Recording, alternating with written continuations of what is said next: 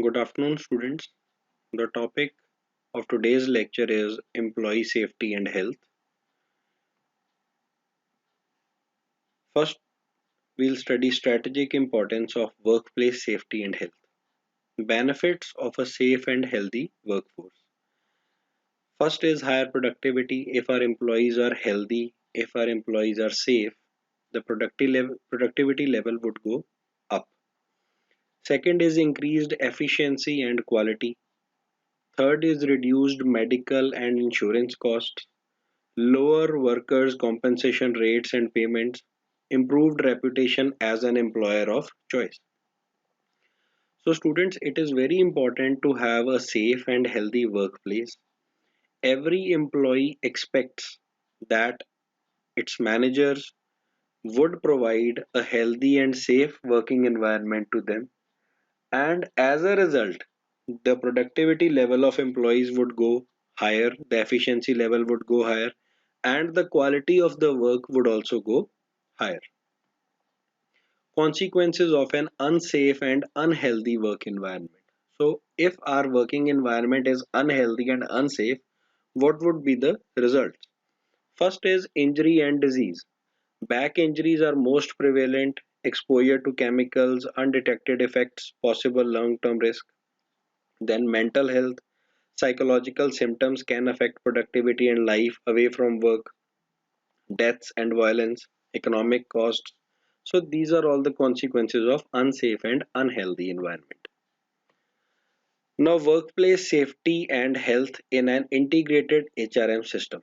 As you can see in this diagram, there are some HR activities that include job analysis and competency modeling, performance management, training and development, benefits and services, unionization.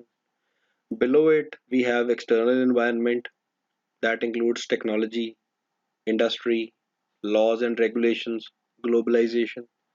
And in third box, we have organizational environment that is leadership, culture.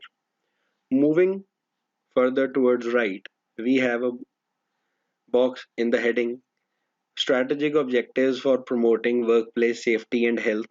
This includes enhance productivity, manage costs, reduce injuries, diseases, and fatalities.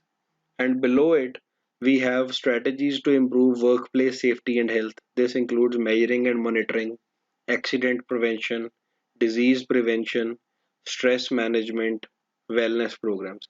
And all this collectively lead to safety and health outcomes, which includes physical accidents, disease, injury, violence, and in psychological part we have mental health, job burnout, stress. So looking at this whole diagram, it is an integrated system that health and safety are not just one time things. These are an integrated and interconnected programs in HRM system of any organization. The external environment includes global consideration. There are substantial differences in national standards regarding workplace safety and health. Then global organizations like ILO, International Labour Organization, World Health Organization. Now they play a very major role. That is strengthen international and national policies, develop practices for improving health at work. They promote health at work through technical assistance, develop human resources for the field of occupational health, establish relevant and useful registration and data systems, raise public awareness, strengthen research on occupational health. So, these global organizations play a very important role in increasing various aspects of employee safety and health at workplace. They provide standards, they provide a base to the organizations as well as the employees to enhance their level of safety and health. Workplace safety and health hazards. This includes occupational accidents, organizational qualities, factors most affecting workplace accidents, working conditions and times, tools and technology available to do the job. So these can be hazards, and because such accidents should be avoided, these things have to be taken care of very effectively. Individual qualities, the unsafe employee. characteristics that make people more susceptible to accidents: emotionally low, stressed. So whenever a person is emotionally weak, a person is not emotionally strong, that person is an unsafe employee, and that employee is even dangerous for other people. Violent employees: homicide is leading cause of workplace deaths after highway accidents. Signs of potential violence: verbal threats by speaking, physical actions, intimidation, then show weapons, then try to gain access, frustration, mania. So these are the traits of various violent employees, and these are also very much harmful for employee safety and health at workplace. Then occupational diseases: disease causing hazards like arsenic, asbestos, benzene, then coal dust, coke oven emissions, cotton dust, lead, lead, radiation, vinyl chloride. Then workers most likely to be exposed: chemical and oil refinery workers, miners, textile workers, then steel workers, lead smelters, then medical technicians, painters, shoemakers. So these are the workers who are more prone to such diseases, which can be considered under the category of occupational diseases. Then diseases linked to workplace hazards. What kind of diseases can happen? First is cancer, which can happen. Then lung diseases can take place. Then leukemia, then bronchitis, then lymphoma, central nervous system damage, reproductive disorders, skin diseases. So, students, there is a great need to take care of employee health and safety at workplace. There can be so much factors which can affect. Then there can be so many kind of diseases. Then there can be so many kind of chemicals which can cause those diseases at workplace. Accident prevention: how accidents can be prevented. First is design a safe work environment. Proper guards, handrails should be there.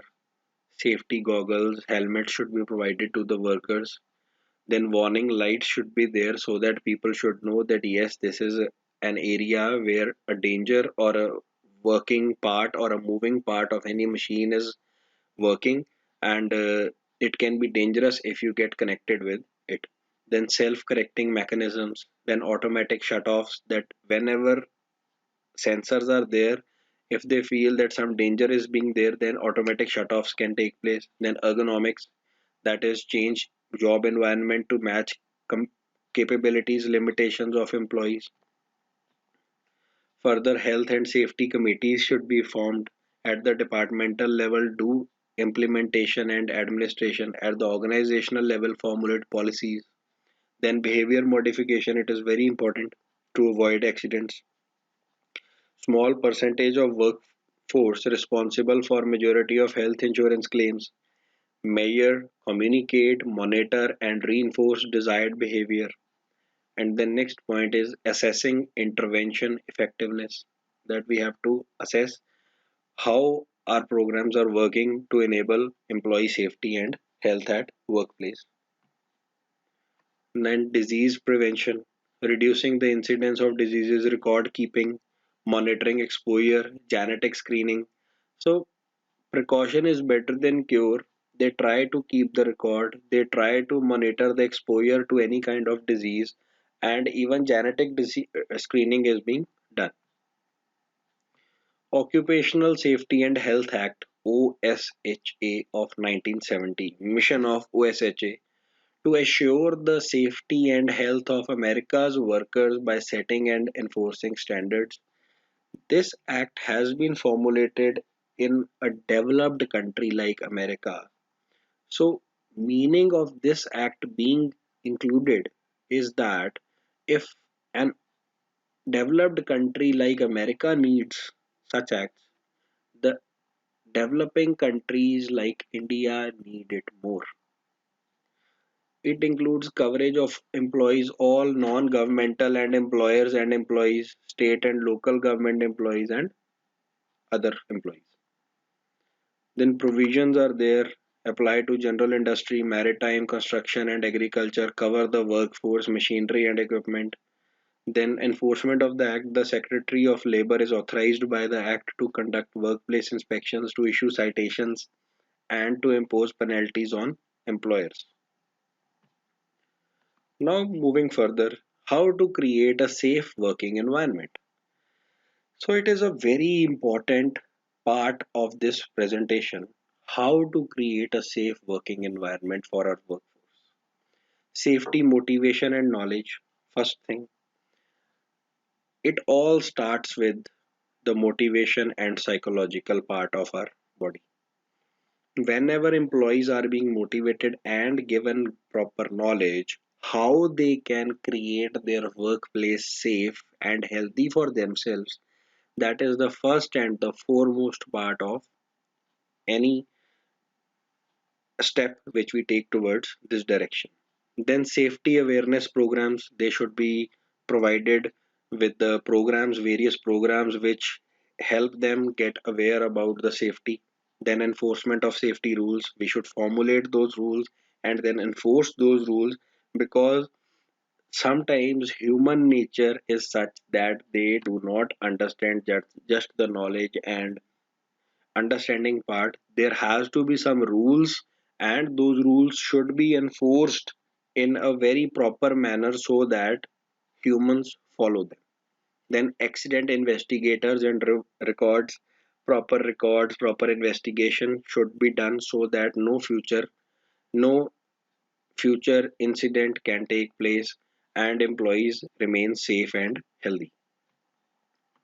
Creating a safe work environment, with this includes promoting safety awareness. The key role of the supervisor is there. He needs to communicate the need to work safely. Then proactive safety training programs, that is first aids, defensive driving, accident prevention techniques, hazardous materials. And then third is information technology and safety awareness and training should be provided. Then typical safety rules, that is using proper safety devices, should be there in industries and in mines and in such companies where um, there are processes which can be hazardous to any person. Then using proper work procedures, following good housekeeping practices, complying with accident and injury reporting procedures, wearing required safety clothing and equipment, like we should be wear proper tight clothes, we should be wearing proper glasses so that our eyes don't get affected, then avoiding carelessness and horseplay.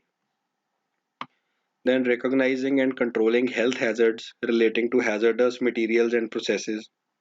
This includes use substitutes for hazardous materials, alter hazardous processes and engineering controls, then enclose or isolate hazardous processes, issue clothing to protect against hazards, improve ventilation. So these are such things which do not appear to be very important, but they really play a major role collectively in order to avoid any kind of accidents or mishappenings. These things should be kept in mind while working in any organization, in any field, and these can avoid any kind of mishap to happen in company. Key elements for a successful ergonomics program. First is provide notice and training for employees.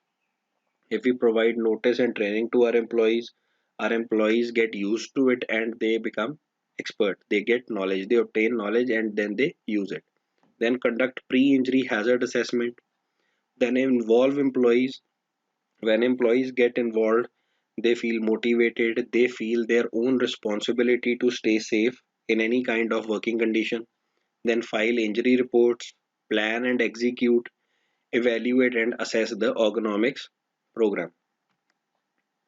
Workplace violence can also be a factor. Reducing violence in the workplace, which includes commitment to prevent violence, identify areas of potential violence, develop violence prevention policies, provide violence prevention training, evaluate program effectiveness. How can we build better health? We have four things in common, that is health services. Proper health services should be provided to the employees, proper doctors, proper medical practitioners should be there. then alternative approaches can be used. And if we know that some kind of process or some kind of a procedure can be hazardous or a problem creator for the employees who are working, there can be alternative approaches which can be used. Then wellness programs can be undertaken where employees are being taken care of. Then focus on nutrition. Nutrition plays an important role in the overall health of any person. Proper nutrition is just like bricks and cement which are preparing the wall.